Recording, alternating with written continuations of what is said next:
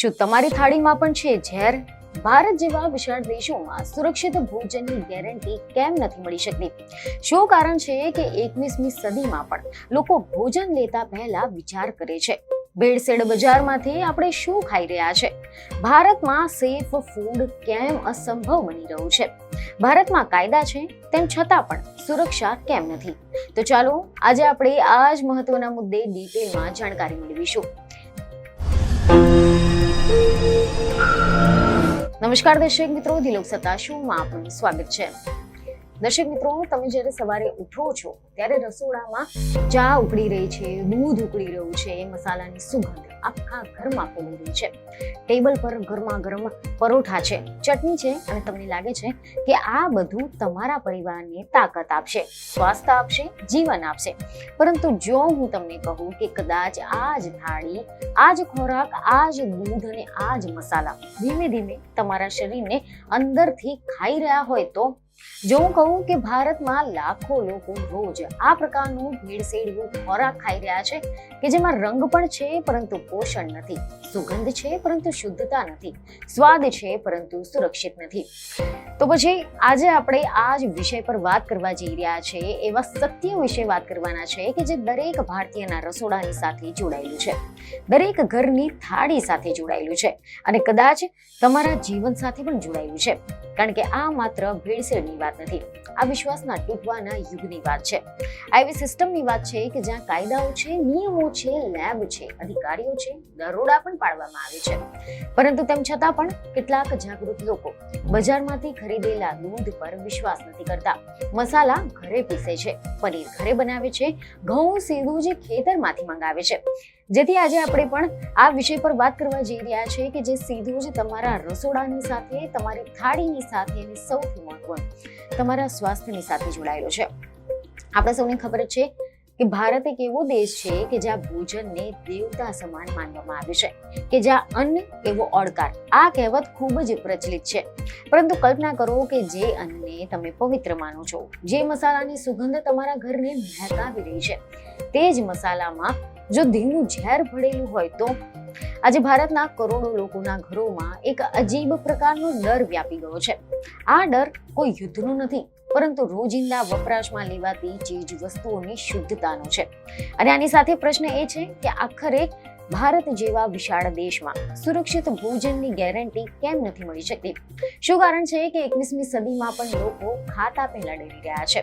શું કારણ છે કે સોશિયલ મીડિયામાં રોજ અવારનવાર એવા વિડીયો વાયરલ થાય છે જેમાં ક્યાંક નકલી ઘી, ક્યાંક કેમિકલ વાળી હળદર, ક્યાંક ડિટર્જન્ટ વાળું દૂધ, તો ક્યાંક સિન્થેટિક પનીર? અને સૌથી મોટો પ્રશ્ન કે શું આપણે ખરેખર ધીમું ઝેર ખાઈ રહ્યા છે?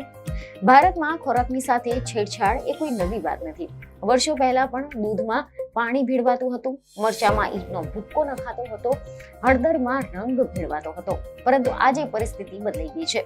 આજે ભેળસેળ માત્ર નફા માટેનો એક નાનો રસ્તો નથી રહ્યો, આ હવે કરોડો રૂપિયાનો સંગઠિત બિઝનેસ બની ગયો છે કે જ્યાં લોકો માનવ સ્વાસ્થ્ય કરતા પૈસાને વધારે મહત્વ આપે છે. અને આ જ કારણ છે કે આજે ભારતીય મધ્યમ વર્ગનો સૌથી મોટો ડર મોંઘવારીનો નથી, પરંતુ શુદ્ધ ખોરાકનો છે. જેથી હવે લોકો પોતાના ઘરે જ મસાલા પીસે છે, કારણ કે તેમને બજારમાં મળતા પેકેટ્સ પર હવે વિશ્વાસ નથી રહ્યો. એવા અહેવાલો સામે આવી રહ્યા છે કે મુંબઈમાં લોકો 50% કરતા વધારે પૈસા આપીને ફાર્મથી સીધું જ દૂધ મંગાવે છે. અમદાવાદમાં ઘણા પરિવારોને સ્થાનિક ઓર્ગેનિક ગ્રુપ બનાવી દીધા છે. બેંગલુરુમાં લોકો વોટ્સએપ ગ્રુપ દ્વારા ગામડામાંથી અનાજ મંગાવે છે. તો આખરે આ બધું કેમ? કારણ કે લોકો હવે માત્ર ખાવા નથી માંગતા, તેઓ બચવા પણ માંગે છે. અને આ ડર ખાલી કલ્પના નથી, આંકડા પણ ખૂબ જ ભયંકર છે. જી હા, મીડિયા રિપોર્ટ અનુસાર વર્ષ 2022 થી 2025ના ગાળામાં લેવામાં આવેલા જે નમૂનાઓ છે તેના સરકારી આંકડા સામે આવ્યા છે, જેમાં દર 6થો નમૂનો ફેલ ગયો છે. એટલે કે તમે જે 6 વસ્તુઓ ખાઓ છો તેમાંથી એક વસ્તુ તમારા શરીર માટે હાનિકારક હોઈ શકે છે. આ 3 વર્ષમાં 1100 થી લઈને વધુ લાયસન્સ રદ કરી દેવામાં આવ્યા હતા. પરંતુ શું આનાથી ભેળસેળ અટકી ગઈ? બિલકુલ નહીં. તાજેતરમાં પણ એવા સમાચાર સામે આવ્યા હતા કે હૈદરાબાદમાં પણ હાલમાં જ 3000 કિલો નકલી ચાનો પાવડર પકડાયો હતો, જેમાં રંગ લાવવા માટે, સિન્થેટિક કલર અને નફો વધારવા માટે ગોળનો રસ અને એક્સપાયરી ડેટ જતી રહી હોય તેવી ચા ભેળવવામાં આવી હતી. વિચાર કરો, સવારની જે ચા તમને તાજગી આપી રહી છે તે જ ખરેખર તમારા લીવરને નુકસાન પહોંચાડી શકે છે.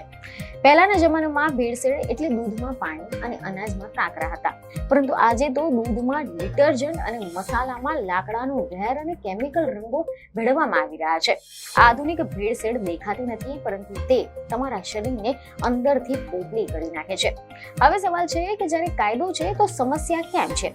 એવા અહેવાલો છે કે ભારતમાં 2006માં food safety and standard authority of India એટલે કે FSSAI ની સ્થાપના કરવામાં આવી હતી, જેના પૂર્વ વડા પવન અગ્રવાલ કહે છે કે ભારતનો આ કાયદો વિશ્વના સૌથી આધુનિક કાયદાઓમાંનો એક છે. નિયમો મુજબ નાની લારીથી લઈને મોટી કંપનીઓ સુધી દરેક પાસે લાયસન્સ હોવું જોઈએ, પરંતુ હકીકત એ છે કે આપણી સિસ્ટમ રિએક્ટિવ અને પ્રોએક્ટિવ નથી. એટલે કે જ્યારે કોઈ ઘટના બને છે, કોઈ બીમાર પડે છે, કોઈ ફરિયાદ કરે ત્યારે જ તપાસ કરવામાં આવે છે. ત્યાં સુધી તો ભેળસેળ યુક્ત સામાન હજારો લોકોના પેટમાં પહોંચી ગયો હોય છે.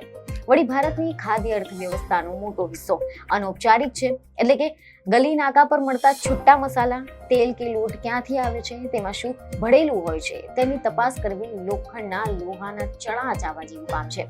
મહારાષ્ટ્ર જેવા મોટા રાજ્યોમાં માત્ર 500 ફૂડ સેફ્ટી ઓફિસરો છે, તો શું આટલા ઓછા અધિકારીઓ લાખો વ્યવસાયો પર નજર રાખી શકે છે? આનો પણ સ્પષ્ટ જવાબ છે ના. નિષ્ણાંતો કહે છે કે આ વ્યવસ્થાની ખામીનો ફાયદો ઉઠાવીને ભેળસેળિયાઓ બેફામ બન્યા છે. તો બીજી તરફ ફૂડ ટેસ્ટિંગ લેબોરેટરીની સિસ્ટમમાં પણ છેડાના કિસ્સા સામે આવી રહ્યા છે. કંપનીઓએ વર્ષમાં 1-2 વાર સેમ્પલ મોકલવાના હોય છે, અને હવે બને છે એવું કે જે સેમ્પલ લેબમાં જાય છે તે એકદમ શુદ્ધ હોય છે, પરંતુ બજારમાં વેચાતી આખી બેચ અલગ હોય છે. યુરોપના દેશોમાં ટ્રેસ્ટેબિલિટી સિસ્ટમ છે કે જેનાથી ખબર પડી શકે છે કે પ્રોડક્ટમાં ખામી હોય તો તે ક્યાંથી આવી છે અને ક્યાં પહોંચી છે, પરંતુ ભારતમાં આ સિસ્ટમ હજુ પણ કાચી છે. તમે વિચાર્યું છે કે તમે જે મરચું ખરીદો છો તે ખરેખર ક્યાં પીસાયું હતું? જે હળદર ખાઓ છો તે કઈ ફેક્ટરીમાંથી તૈયાર થયું હતું? જે તેલ વાપરો છો તે ખરેખર કયા સ્ત્રોતથી આવ્યું છે? મોટાભાગના લોકો પાસે તેનો કોઈ જવાબ નથી, અને ઘણી વખત સિસ્ટમ પાસે પણ નથી. આ સમસ્યાનો સૌથી ડરાવનો ભાગ એ છે કે ભેળસેળ હંમેશા તરત અસર નથી કરતી.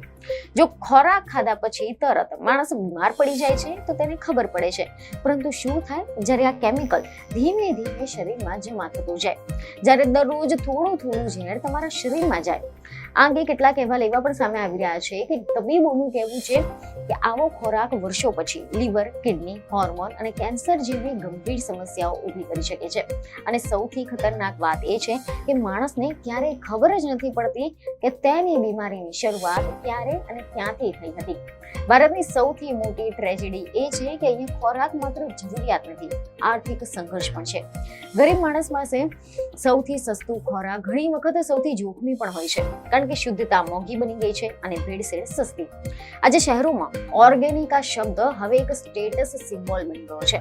લોકો વધારે પૈસા આપે છે કારણ કે તેમને લાગે છે કે મોંઘું એટલે સલામત. પરંતુ શું ખરેખર એવું છે ખરું? શું દરેક મોંઘી બ્રાન્ડ વિશ્વાસપાત્ર છે? શું મોટી કંપનીઓ ક્યારેય પકડાતી નથી? સત્ય એ છે કે મોટી બ્રાન્ડ્સ પર અનેક વખત પ્રશ્નો પણ ઉભા થાય છે.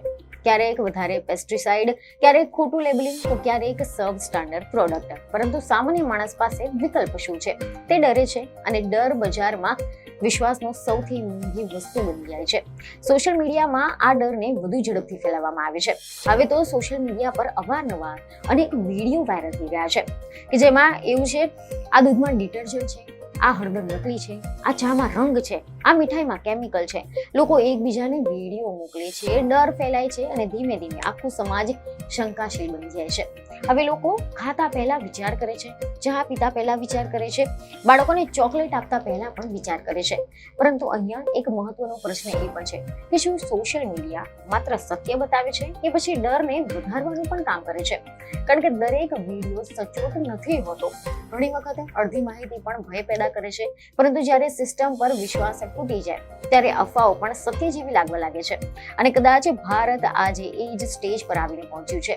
વિશ્વાસના સંકટમાં હવે થોડું ઊંડાણથી આપણે જો સમજીએ સમજીએ કે આ ભેળસેળ થાય છે કેવી રીતે. સૌથી સામાન્ય ઉદાહરણ છે દૂધ. ભારતમાં દૂધની માંગ અતિ વિશાળ છે.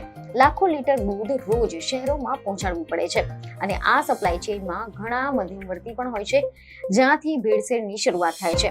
પહેલા પાણી ભેળવવામાં આવે છે, પછી તેને જાડું દેખાડવા માટે સ્ટાર્ચ, પછી ફેટને બેલેન્સ કરવા માટે કેમિકલ. કેટલાક કેસમાં તો ડિટર્જન્ટ સુધી મળી આવ્યા હતા કારણ કે તે દૂધને ફિનાળું અને સફેદ દેખાડે છે. હવે વિચારો, એક બાળક રોજ આવું દૂધ પીવે છે તો પછી તેના લાંબા ગાળાની અસર શું હોઈ શકે? પછી આવે છે મસાલા. હળદરને તેજ પીળી બનાવવા માટે લીડ, ક્રોમેટ જેવા ઝેરી રંગો ભેળવવામાં આવે છે. મરચામાં ઈંટનો ભૂક્કો, ધાણા પાવડરમાં સુકાયેલી ઘાસ, ચામાં વપરાયેલી ચા પત્તી ફરીથી રંગીને વેચવું. આ બધું જ વર્ષોથી ચાલતું આવ્યું છે અને આ સમસ્યા માત્ર નાની ફેક્ટરીઓમાં નથી, ઘણી વખત તો આખી સપ્લાય ચેઇન સંકળાયેલી હોય છે કારણ કે દરેક લેવલ પર નફો કમાવાનું દબાણ હોય છે અને જ્યાં નફો માનવતાથી મોટો બની જાય ત્યાં ખોરાક માત્ર વેપાર નહીં પરંતુ જુગાર બની જાય છે. આજે ભારતના ઘણા શહેરોમાં લોકો ફાર્મ ટુ ફોર્ક આ મોડલ તરફ જઈ રહ્યા છે, એટલે કે સીધું જ ખેડૂત પાસેથી ખરીદીને, કારણ કે તેઓ તેમના વચ્ચેના જે વેપારીઓ છે તેના પરથી વિશ્વાસ ગુમાવી ચૂક્યા છે. પરંતુ શું આખો દેશ આવું કરી શકે છે? શું કરોડો લોકો દરેક વસ્તુ સીધી જ ખેતરમાંથી મંગાવી શકે છે? જવાબ છે ના. એટલે જ ફરી એકવાર પ્રશ્ન એ છે, સિસ્ટમને સુધારવાની જરૂર છે કારણ કે વ્યક્તિગત સ્તરે બધા લોકો ઘરે મસાલા પીસી શકતા નથી, બધા લોકો ઓર્ગેનિક ખોરાક ખરીદી શકતા નથી, બધા લોકો મોંઘી બ્રાન્ડ્સ લઈ શકતા નથી. સામાન્ય માણસ તો બજારમાં જે મળે છે એ જ ખરીદશે અને જો એ જ બજાર અસુરક્ષિત હોય તો પછી સામાન્ય માણસ શું કરશે? આ સમસ્યાનો ઉકેલ કડક અમલીકરણ, પારદર્શક સપ્લાય ચેઇન અને જનજાગૃતિમાં જ છુપાયેલો છે. હવે સમય આવી ગયો છે કે આપણે માત્ર સ્વાદ પાછળ ન દોડીએ, તે સ્વાદ પાછળ છુપાયેલા તત્વો વિશે પણ સજાગ બનીએ. તો આશા છે કે આ માહિતી તમને મહત્વની લાગી હશે, જેથી અમારા વિડીયોને લાઈક અને શેર જરૂરથી કરજો. બીજને ખબરો સાથે ફરી મળીશું. ધન્યવાદ.